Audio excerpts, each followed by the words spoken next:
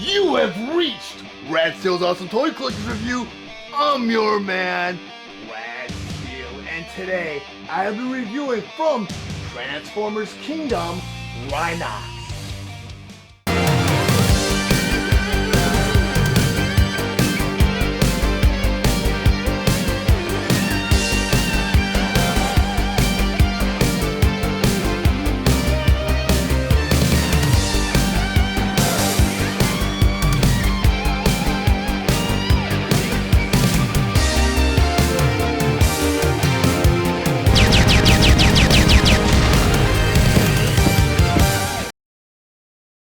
Transformers Kingdom War for Cybertron Trilogy Rhinox. But before I get into the actual review, I just want to go over some of the spectacular details on the packaging. Up front here, that typical display window showing you both the figure and all its accessories inside. Over here, you have an awesome picture of Rhinox in his robot mode, Rhinox in his rhinoceros mode. Then on the side here, you have that beautiful montage of Kingdom, starting with a side-by-side profile of Galvatron and Megatron, Unicron, and below Unicron you have Megatron Beast, Black Arachnia, Predacon Scorponok, and Dinobot. Over here on the other side you have the Nemesis and Rhinox. In the center here you have the Golden Disc, and below that you have Autobot Arc. In the center here you have Optimus Prime, and to his left you have Optimus Primal, Cheetor, and Rat Trap. On the other side here you have Airazor, Bumblebee, RC, and Tigatron. Then on the back of the box you have all the figures featured, such as Rhinox in his robot mode and Rhinox in his rhinoceros mode. Transformers Kingdom Voyager class Rhinox. Rhinox's Hasbro ID number is WFC-K27. His Takara Tomy ID number is KD-13. He was released on June 22nd, 2021, and Takara Tomy released their version on October 30th, 2021. He is sold at a suggested retail price of $31.99 and is available at all major retailers. Rhinox was released along with other Transformers Kingdom Voyager class Wave 3 figure Cyclonus, and he was re-released in Wave 4 along with Tigatron. Rhinox is a Beast Wars inspired figure that converts into his Rhino mode in 35 steps. His accessories include his twin Gatling blasters of doom, golden disc card, and instructions. Rhinox stands 7 inches tall and is meant for fans ages 8 and up. Now I'm going to go ahead and transform Rhinox into his Rhino mode. But the first thing you always want to do is remove all of the weapons. So I'm going to go ahead and take his Gatling blasters of doom. I'm going to put them off to the side. And first thing they want you to go ahead and do is you want to take these green little forearm plates and open them up on both sides. Go ahead and do that this side. Go ahead and do that on that side. Then they want you to go ahead and take the fist and flip them in. Like that.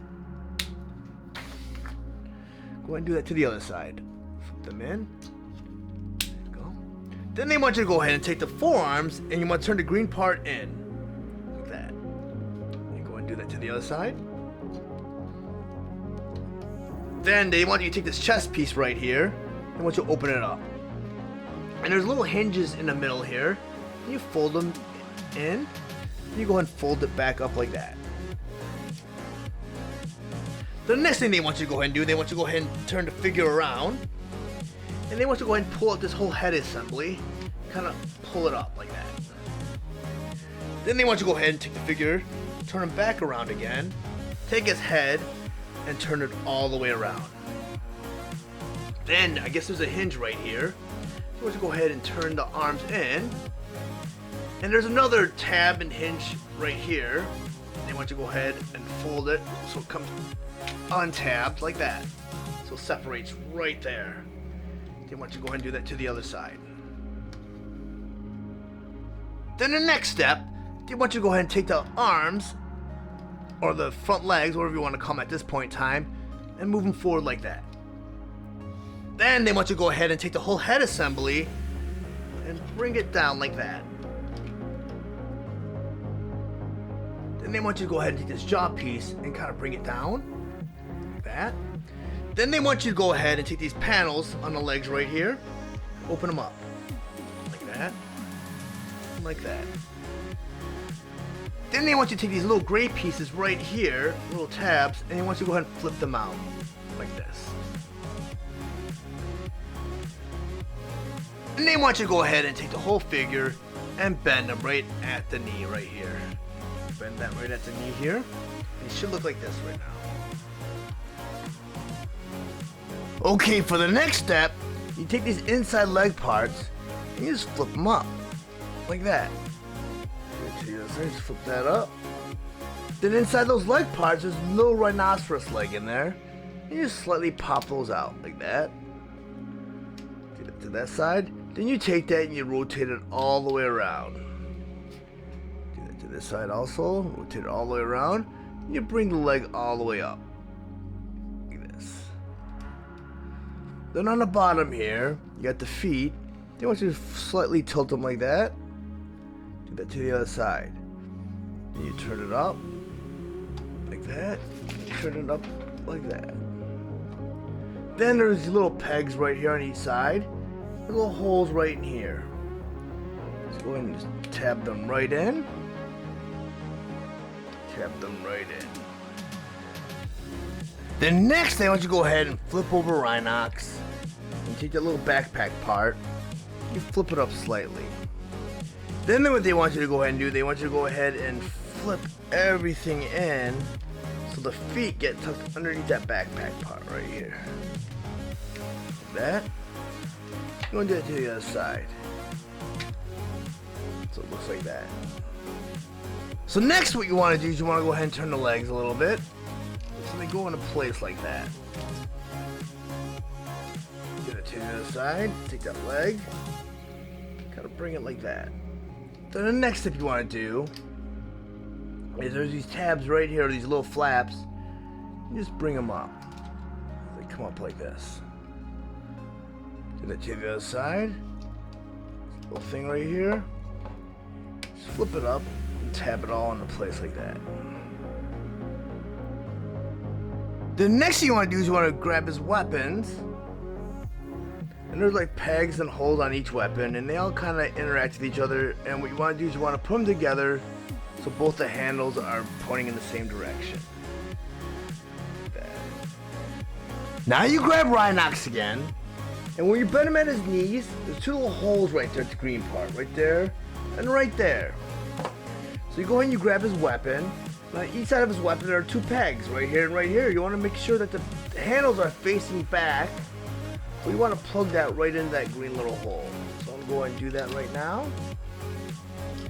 And it's kind of hard. I mean, this transformation is not one of the simplest ones. Bring everything together.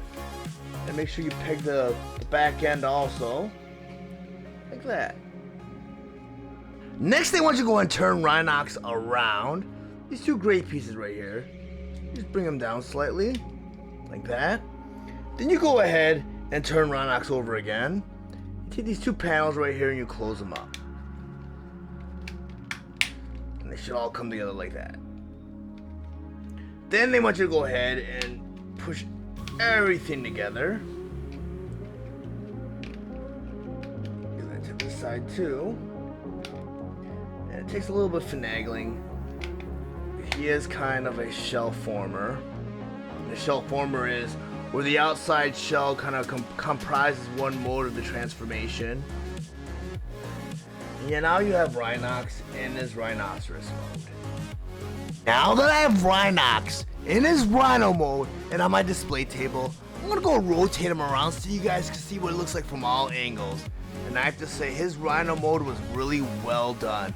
There are some things I didn't really care for his rhino mode, such as, and I'll show you right here, on the top of his shoulders, you see that little green piece right here that's being exposed. And even the back of the legs are kind of exposed, but it's not really a big deal because he is a transformer and it's not going to be perfect. But the one setback for Rhinox, especially getting from robot mode to his rhino mode, is the transformation is very tedious, very difficult, and it was very frustrating. So I wouldn't recommend Rhinox for anyone that's very young because this toy, it falls apart and there's a lot of ball joints and little things where the pieces do pop off. They come back on, but I mean, it's a very difficult transformer to transform. Now that I have Rhinox in his robot mode and on my display table, we're going to rotate him around so you guys can see what he looks like from all angles. And I have to say, he's a really beautifully done figure. Both modes are done really well. It's just a transition to get to those two modes that's very frustrating and tedious. He is very faithful to the animated model of the 90s Beast Wars animated series. Beautifully done figure. Very hefty, a lot of bulk. I do own a Thrilling 30s version of this figure and the original version, but I do not have them on hand to do a side-by-side comparison, so I cannot tell you which one I enjoy the most. I do feel like this one is the most beautiful out of all three figures. The Thrilling 30s version was very good also. I think I enjoyed his Rhinoceros more a little bit better from what I can remember. The original version is a great figure too, but it's nothing like this one because if you watch the animated series and you look at this version, you look at the original Beast Wars version, they're very different figures. The original Rhinox does not look anything like he did in the animated series. So I would recommend this figure for collectors or anyone that was a big Beast Wars fan. Children, I wouldn't recommend this figure because they'd be very frustrated with the transformation. The Rhinoceros mode is really cool, but it's a lot of panels again. But if you guys found any of the information valuable in this review, please like and share this video. Also, if you really enjoy my content, please subscribe to my channel and click the bell to be notified of any future videos. Thank you for watching Rad Steele's awesome toy collector review. I'll check you guys out next time.